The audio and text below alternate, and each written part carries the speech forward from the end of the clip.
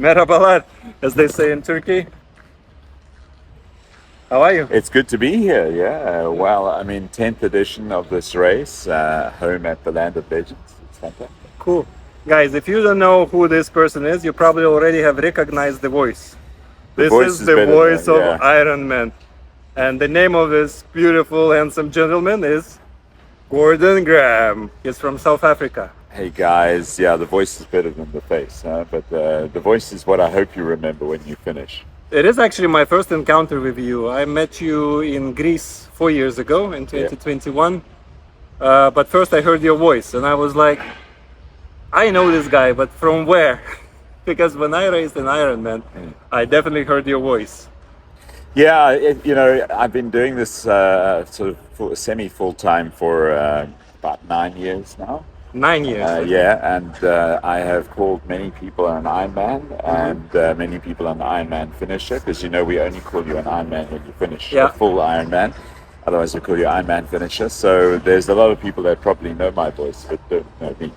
Yes. So now it's time to put the face behind the voice. Yeah, yeah. Perfect. Can you tell us a little bit, because I don't think people understand all the background behind Ironman and Ironman voice. Like how many people are there that are Ironman voice? Well, not that many. What actually. is the role? Like, are you a commentator? Are you an announcer? Who are you really? Like, what do you do? So, firstly, I think the most important thing that we do is we are cheerleaders. Cheerleaders. We are okay. here to celebrate your success as an athlete.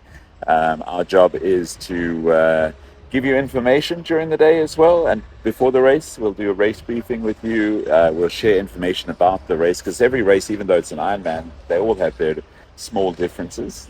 So we share that with you. And then our job is to get the crowd to cheer for you, get you excited before your swim, to celebrate your swim when you finish, to get you onto the bike, to get you off the bike, and if we're on a hot spot, to encourage you on the run, get the crowd to cheer for you. And when you come down the finish line, whether you are the first one or the very last one, we want you to feel like you are a champion, because you are.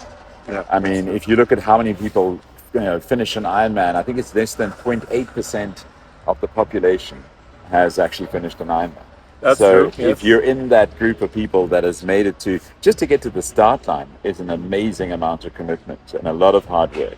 And then to finish the race, they say at Ironman, to finish is to win. To finish, you are in a very small group of people that have actually done that. So we want to celebrate you and make you feel, again, if you're the first one or the last one, we want you to feel like the hero and the champion that you are, because you are. It's interesting the point that you mentioned, that you are a cheerleader, not just anybody. Like, you are support of every single Yes. person. And now I'm even thinking that, okay, when I did my Ironman, it's like 9 hours, 10 hours, 12 hours, whatever the time is. You just finish, you go home. But you are there from the very beginning, even before the race starts. Yeah. You come when transition opens, you Yeah. start building up the vibe, you start to energize everybody, waking up the whole neighborhood, and then you are staying till the last one finishes Absolutely. at midnight. Absolutely. Okay, now a bit earlier, but you still stay until the last one. How do you Absolutely. find all that energy? What do? You take drugs? You take Red Bull? I don't know. What do you do? How do you manage it? Well, I think our day is probably a little easier than the athlete's day, and so we always keep that in mind. For me personally, I can't speak for everyone else, but for me personally, I get inspired by athletes. I love athletes. I love people who take on an Ironman challenge. Your stories inspire me. The fact that you've committed to something that is so difficult and you stuck at it and you got through it, that's my inspiration. So, and weirdly, the later the day goes, the more inspired I am by the people finishing, because the guys at the back are not necessarily great athletes. They're not people that are naturally talented. They're out there, they're slogging, they're working, they're doing their very best. So I get more inspired. A lot of times when someone comes down the finish line at Ironman, particularly at a full distance Ironman, when you say to them, you are an Ironman, they start to cry. And I'm quite a soft person, so when they start to cry, I start to cry. So we really feed off that energy and that emotion. You're feeling it. Yeah, and also the crowd also adds, depending on the kind of crowd that we have, like some of the races here in Turkey, we have really good crowds on the finish line. But races that I've been to, for instance, in Nice, France this year, the crowd on the finish line till midnight was amazing. But I think the best finish line crowd in the world is in Kalmar in Sweden. You get close to 30,000 people standing around the run course and on the finish line, and you feed off their energy as well, you know. So that's how I keep myself going. At a full distance Ironman, we can be on site from 4 a.m. Yeah. and leave at 1 a.m. the next day. But we get our energy from the vibe and the crowd, the music, the atmosphere, and the Ironman team. You know, we work with amazing organizers. I don't think the Ironman team get as much love as they deserve, because they put a lot of hard work in behind the scenes. And I always feel bad because we kind of show up, we pick up a microphone, we do our thing, we put down a microphone, we leave. But there's someone who had to set up that microphone and set up that finish line, and then they have to take it all down when we go. So they actually work harder than we do. That's good. Yeah, the organization is always an important part of the race, and it means so much. But again, it's like with the airline. When you come to the airport and you fly the aircraft, your trip doesn't start when you're on board of the airplane. No. It starts when you arrive to the airport. So so much has to go into organization. If somebody is being mean and rude to you at the check-in, the whole trip can be ruined for you. So here the same. If organizers are doing bad job, then whatever vibe you try to create, it just won't work. Yeah, and we've had races. I mean, not Ironman races, but there have been races early in my career where you could tell the athletes were frustrated, and it does make the job a lot harder. Right. What do you do if you see somebody frustrated? What are you trying to do? Do you react in any form, or just let them be in their own zone? Well, you've got to understand that very few people are irritable and frustrated for no reason, you know, unless that's just their personality. But most people have a reason that they're upset. So I will always try to help. You know, as an announcer, there's not a lot I can do, but if I can direct you to the right person to help you with your frustration, I'll do that. But you need to understand people are people, and also athletes that are trained for an Ironman are very tense. They're quite nervous, so they're probably reacting differently to the way they would in normal life. So you just got to allow it, talk to them calmly, try and help them solve the problem. And a lot of times, you know, when athletes have been really angry or really frustrated, at the end of the day, they'll come back to you and go, "Hey, I'm sorry," you know, and it's cool. That's fine. We're all humans. We all have emotions, and Ironman brings out those emotions, both, you know, good and bad. So just live the experience, man. Don't take it too seriously. What is your can you give me your best experience in Ironman races as a cheerleader, as a commentator? Well, my best experience, and your worst experience. My best experience at Ironman races was when I finished my first Ironman. When you finished as an athlete, but as an announcer, where was it? It was in South Africa. I raced in South Africa. Yeah, that finish line moment, and that's why I understand. You know, like I understand what athletes feel because I've felt it. You know, that finish line moment is amazing. My best experience, it's hard to pick one because they're all unique. But probably the first time, definitely this one stands out. There's a friend of mine, his name is Mike Dorr, he's from Canada. He was struggling with cancer, and he came to race. I met him at the race brief, and he said to me, "Hi, I'm Mike from Canada. I'm battling cancer, but I'm here because I want to prove that I can do this." And when he came across the finish line, I welcomed him. And he hugged me on the finish line, and it was just the most amazing, just celebrating this absolute hero of a man who is taking on not just training like the rest of them, but also cancer, chemotherapy treatment. Fighting everything. Yeah, just to feel his victory was that stands out for me as probably one of the best finish line moments ever. My worst experience is when people miss the cutoff for the official finish time. So when they go over the cutoff and you see them finish, and you go, you didn't really, you know, you're not in the cutoff time, but they've still gone the whole course. You know, they've still done all the work, and they miss it by a couple of minutes, and you feel heartbroken. Yeah, that's the biggest frustration for everybody. Yeah. You feel very heartbroken for them. So that's not just one instance. Any race where someone misses the cutoff by a few minutes. And you're not allowed to say you're an Ironman. No, you can't. I mean, that phrase and that title is reserved, you know, and the reason why we are so, because you have those limits, you know, you have those time limits that you need to work on. But what I always say to people who miss the time cutoff, I mean, I've done it. I missed a bike cutoff in Spain by 96 seconds at a full Ironman race where my day was done. I was, you know, so I know how it feels. But I always say to people, the comeback will be better than the setback, you know. So don't let this perceived failure of not getting there in time, don't live with that. Use that as fuel to come back next time, and the next time when you do finish, the victory will be even sweeter. Oh yes, Yeah. that definitely is. Yeah. It's true. Um, Making a few steps back, can you tell us the story? How did you get into becoming a voice of Ironman? Because It's a funny I think story. many people Yeah. are curious about this. How do you It's become one? It's a very funny story. It's a little bit similar to Paul Kay's story. So the radio station that I worked on then, and weirdly enough, I'm working with them again now. We were the media partners for Ironman South Africa. And I remember going to a launch event where I didn't even know what triathlon was. I didn't understand, and then they told me the distances that people were doing, and I was like, you people are crazy. You guys are mad. They came into my studio and we did the interview, and they had asked my boss if they could challenge me to do a race on air. I have this habit where if you challenge me, generally I'll say yes.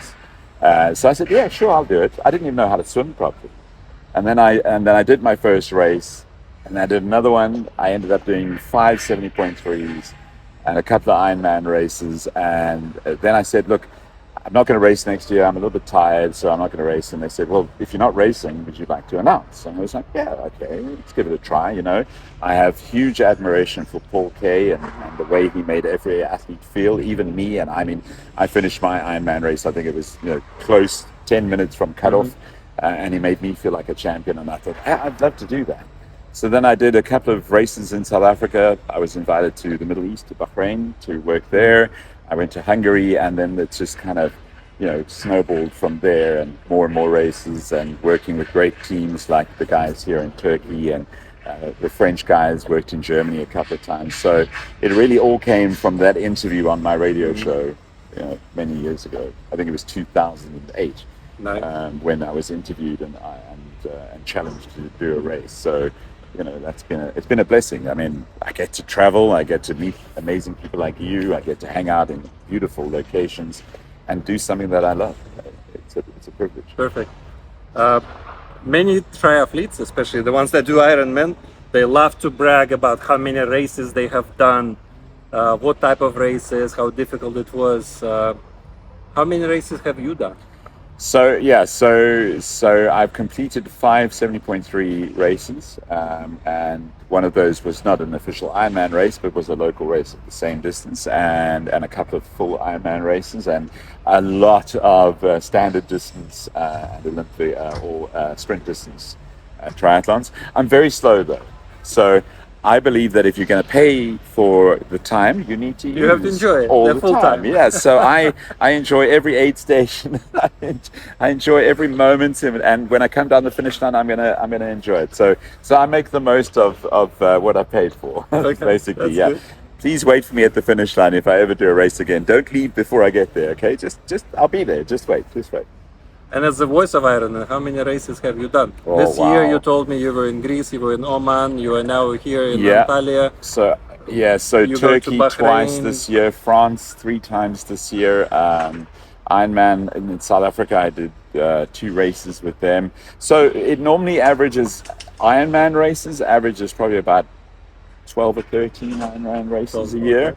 But other events, it's about 20 events, like the Absa Cape Epic, which is part of the Ironman brand. I do that every year as well. This is I think it's my 6th year here in Turkey, and I absolutely love coming here. I mean, the team, the location is Alexei, really nice. Chem, Hansi, the guys are amazing, and of course, Land of Legends. Wow, man, what a place! Really, Land of Legends. That's I just need more credit card money because I want to shop. Yeah, it's a good place for shopping and sports altogether. Yeah. Nice. If you can tell, because you see so many races again, you see so many different athletes, you talk to pros, you talk to age groupers. Can you tell us, for example, who's your favorite athlete?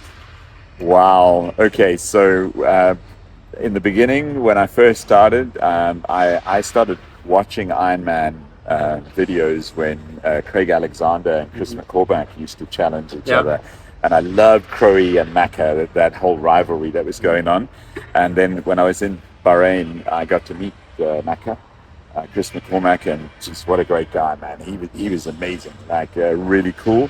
My all-time favorite athlete is Jan Frodeno. Ah, yes. I've always appreciated, he's got a bit of a South African connection there as well, Yes, through his that's true. parents. So, Yeah. so, and I And he mean, comes to train to Africa all the yeah, time. yeah, and he's a gentleman. He's a completely humble, decent man, and what a champion. I mean, there was a time when he was dominating long distance Ironman racing, and he was humble champion, hard-working guy. I got to meet him in Dubai, and I was like a kid. It was like meeting your favorite superstar. I was like, please, can I have a selfie with you? That whole thing. So I'd have to say Jan Frodeno. But there are many great guys out on the tour at the moment. There's a French guy, Dennis Chevreau, who's close to retiring, but I got to announce his win in Klagenfurt a couple of years ago, and it was really special. He's a good athlete, good guy. And if you look at some of the young guns, I mean, Christian Blumenfeld, I met him as well, a really cool guy. Gustav Eden, great guy as well. Patrick Langer, well done on winning another world championship. It's so good to see him come back. There's so many great athletes. The one that intimidates me the most is Lucy Charles Barkley. I met her in France. Intimidates just because of how talented she is. I mean, she's almost Daniela Ryf-like, a bit of a phenomenon. They're just such a strong swimmer. When we announced her win at Ironman Nice, she was so far ahead on the swim, and then she catches men and she passes men. Yeah, and she backs it up with a really good bike, and I mean, she runs like she's floating.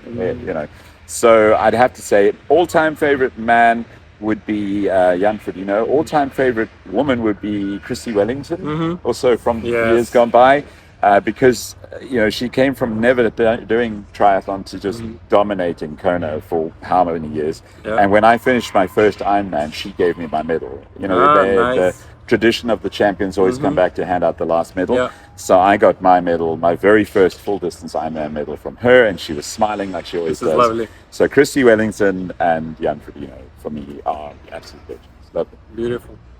What is the most memorable finish moment for you? Because we see sometimes people finishing doing crazy stuff. They do the wheels, they do the handstands, they do crazy things at the finish line. What is your most memorable moment? Wow. Well, we've seen a whole lot of proposals, wedding proposals. We had one in Oman just the other day, and it's cool to be a part of that, to be part of the whole moment.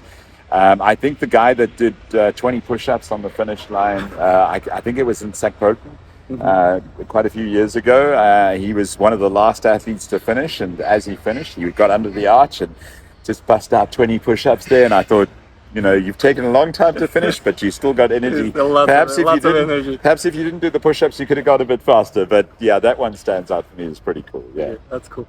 What is your recommendation for the athletes that are finishing? How to finish it properly? Wow, you can't. Ironman is not the kind of race where you can cheat on the training, and you coach, and so that you have to do the work. Like, you can't expect to have a good race day if you haven't done the work. So don't enter an Ironman race now and race next weekend. Give yourself 6 months. Get a coach. I think that's a very important thing. Get a coach and train with a squad. Train with a group. Ironman, you race alone, but if you train together, you encourage each other, and you're also accountable to people. If you say we're running at 5 o'clock in the morning and there are 10 people waiting for you, you're more likely to get up and go and run than if you were doing it on your own. Don't do like I did. I trained on my own. Don't do that. Train with the group, get a coach, put in the hard work, and invest in all of your training before race day. And then on race day, you can withdraw those investments and you'll have a much better day. So make race day easy by training properly. That's my advice.